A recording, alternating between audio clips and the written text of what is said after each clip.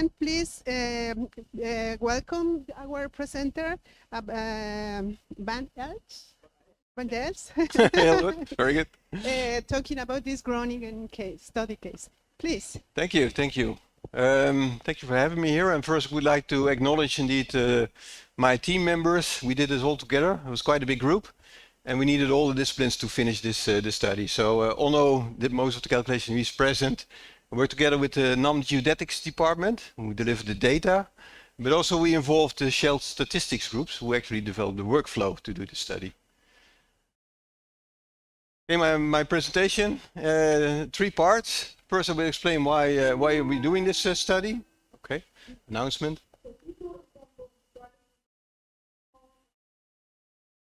Okay, then my second part is on subsidence and compaction measurements, and the major part is on actually the workflow and the results, how we did it. All right, so where are we? Yeah, we are in Delft. We are here.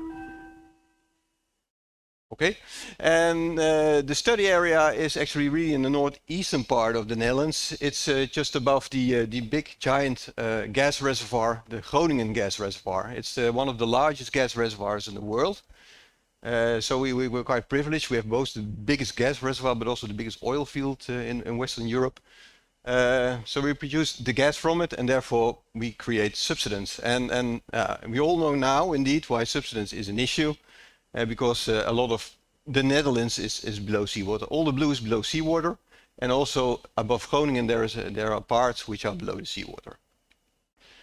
Okay, so the mechanism is quite trivial. So the gas field itself, it contains 2,600 BCM of gas, which is a lot of gas. We produce that via hundreds of wells. The green bit is the gas reservoir. There are the wells, so we have good control of the pressure because we measure the pressure as well.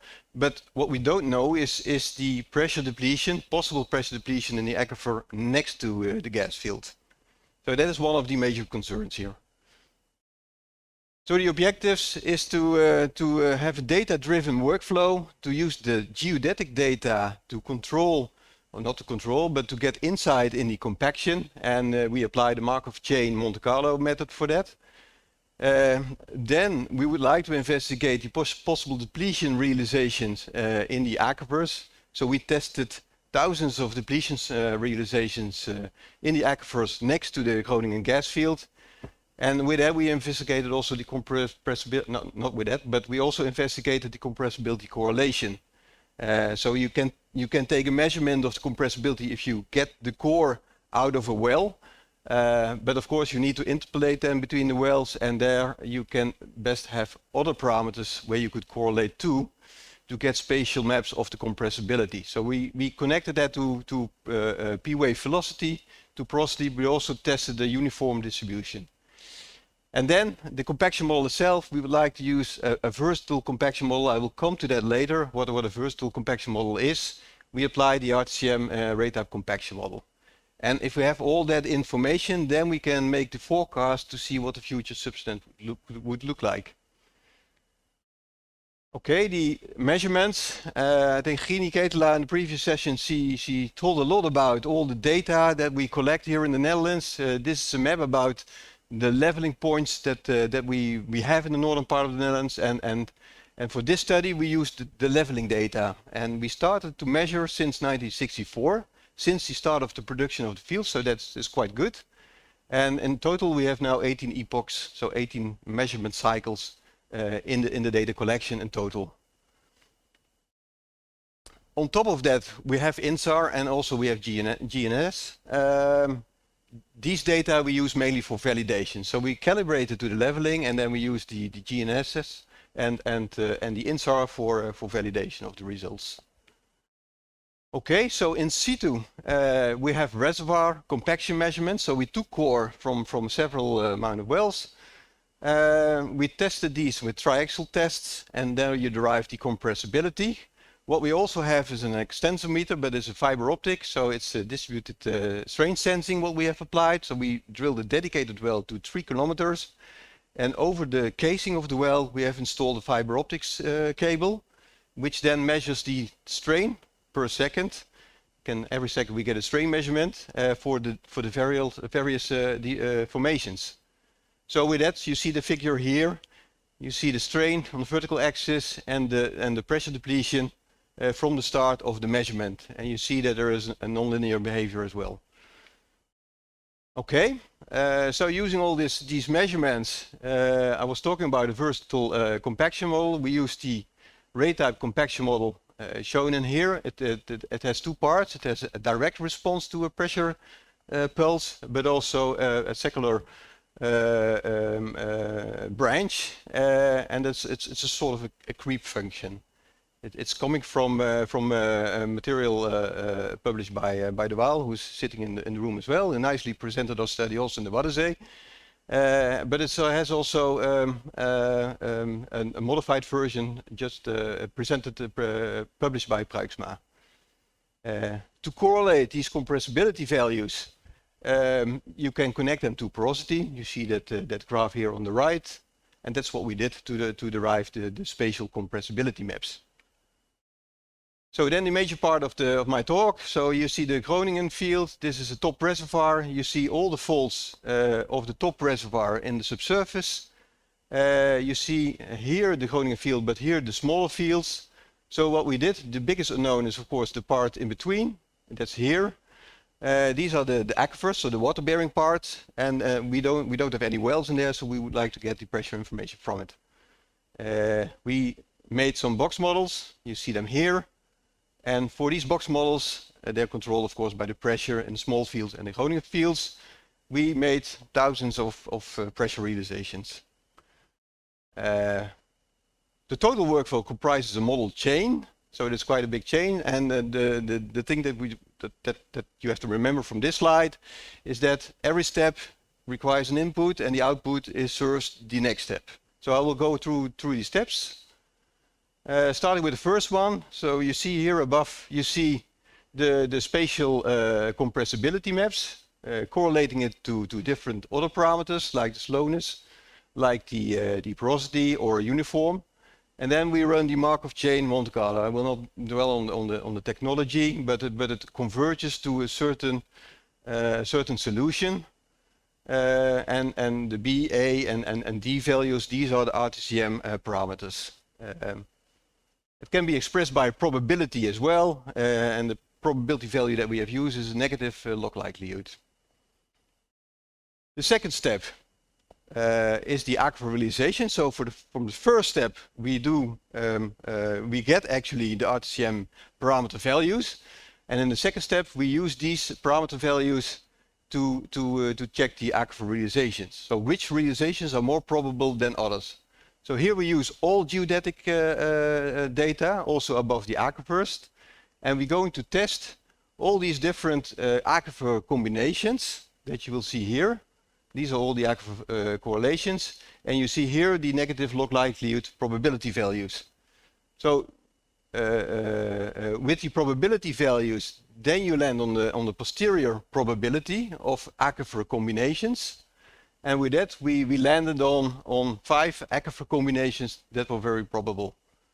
Here on the right, you see then a map of the depletion that we gained. So here you see also the box models that we created, and here the depletion in the Groningen gas field.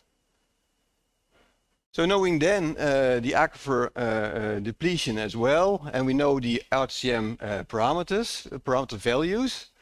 We then update with an inversion the spatial correlations. So we have first the prior correlations, but now with the pressure information, but also the thickness information, we could update actually the spatial maps. And the result is below, so they're slightly updated. And also we updated then the uniform one. You see some differences now also in the uniform one. But we get now a better approximation also from a spatial point of view on the compressibility.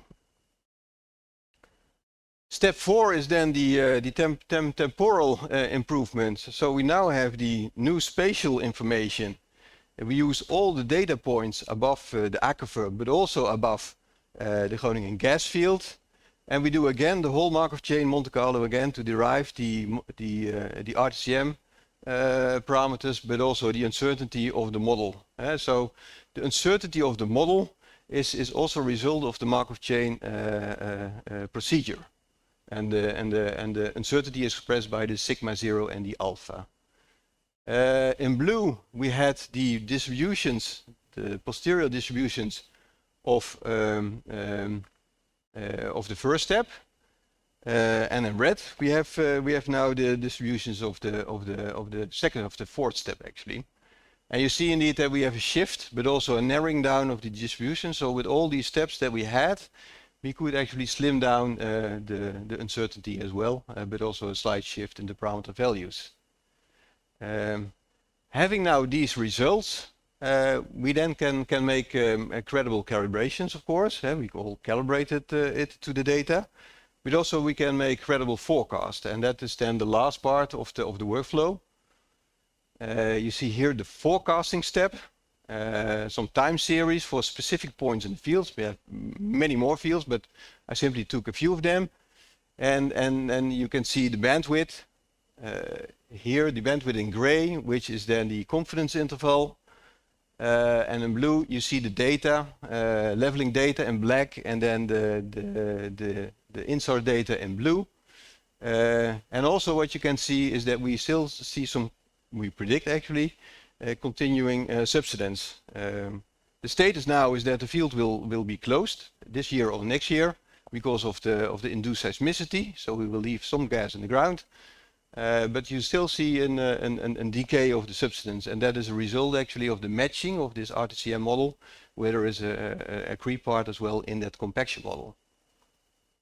In total indeed, so to give an estimate, so you see the subsidence in centimeters, so the maximum amount of subsidence is around 45 centimeters. I think with that I come to the conclusions. So the compaction behavior of a well-cemented sandstone, because we produce the gas from a well-cemented sandstone, everybody thinks, okay, that's easy, that's a linear response. Well, actually it is not. So we could quite good describe that by a viscoelastic plastic model. The Markov chain Monte Carlo workflow was successfully applied, we think. It was quite a successful methodology, also addressing the uncertainty explicitly, so it derives actually the model uncertainty directly from that method. And the model uncertainty is then defined by the residuals, so actually the differences between the data and the model results. And with that, we also improved our understanding of the likely depletion of the aquifers in between. And with that, indeed, we can then make prediction subsidence maps that we then can give to, for instance, the water boards, who can do their water management and make changes to pumps and dikes and whatsoever. Okay, with that, I conclude my talk. Indeed, okay. Thank you. Thank you for the nice presentation. So,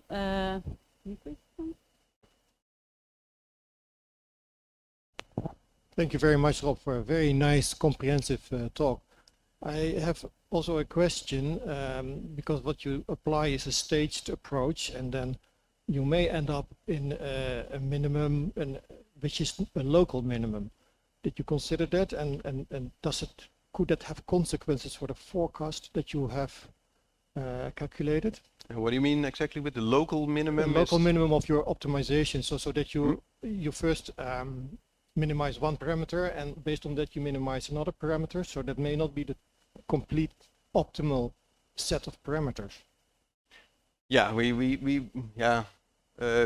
checked that actually, but and all the runs that we did indeed, we landed actually on the same set of parameters. I don't know whether that addresses your question, but yeah, this is going in the right direction. Absolutely. Okay. Yeah. Well, okay. I realize it is complicated and you have to do something. So this seems to be the most sensible approach. Thank you. Yeah. Okay. Thank you again for your presentation. So I probably missed it, but when did you use your leveling measurements in the steps that you are performing? And related to that, how did you choose the measurement error to assign to the measurement? Yeah, I think you used an error for your measurements, right? And how you do that? That's true. So indeed, the measurement arrow, that is a covariance matrix that was used in the methodology, and for the model uncertainty we have a simply variance matrix that is being derived. But the arrow of the measurements, the covariance, is taken into account in the assessment and in the whole Monte Carlo chain to actually get also the log likelihood values and also the parameter values. The first question was about the data. So the data was used. So in the first step, indeed, I skipped that. Sorry for that. But the first step was about the data just directly above the field. So the gas field we know the pressure of, and we use only these data directly above the fields to get a first estimate of the RTM, the compaction parameter values. And then in the fourth step, we applied it also to the rest of the area, also above the aquifers. But about the leveling data, I mean, the displacement, use them only in the fourth steps or also in the first one? Also in the first step. So Okay. the first step, that is really getting the first RTM parameter values and the uncertainty. And therefore we used all the data leveling points above the field. Did you use the data twice in the framework? At So the end? in the end, indeed, so we used a subset of the data in the first step and all the data in the fourth step. Okay. Yeah. Thanks.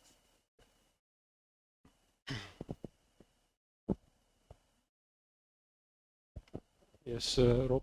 An additional question about the modeling. You explained, let's say, the reservoir compaction model. Yeah. But then you're still sitting like 3 kilometers below the land surface. Is there on top of that a model for the deformation of the shallower sequence? Yeah, very good question indeed. I skipped that as well in due of time. But yeah, that's called the influence model, and we use a simple Geertsma approximation. So it's actually a linear elastic homogeneous subsurface. And we have done in the past calculations on the effect of the heterogeneity of the overburden. So all the layers above the field, and actually it was not that sensitive. Rob, very impressive piece of work. I had a question on the pressures in the aquifers, which was one of the objectives of the study, I think. So you've determined those now. I saw those numbers. Do you have any idea of to what sort of accuracy is that? 10 bars, half, 10, 50%? How accurate can you get them? You also refer then to the probability of these results, indeed. Yeah, that's the thing, and that comes with all these data-driven or data assimilation methods. They often converge to a scenario, one scenario that is really likely.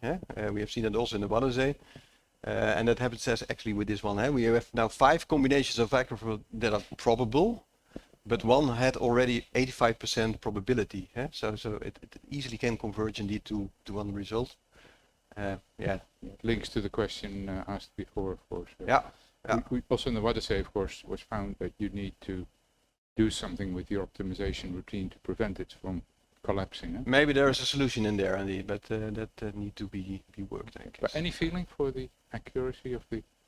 Now the accuracy of the so the uncertainty is estimated as the model uncertainty. So that's simply the mismatch of the result. So that's the residuals, and then on top of that you get also the data uncertainty, and together there are the prediction interval, and that's for the whole. But what I mean is you had numbers there like 80 bar depletion in some of these. Oh, sorry, indeed. You really asked for the bars. Could that be 50 or 200 or I mean what's this? Okay. We can discuss Lunch. Sorry.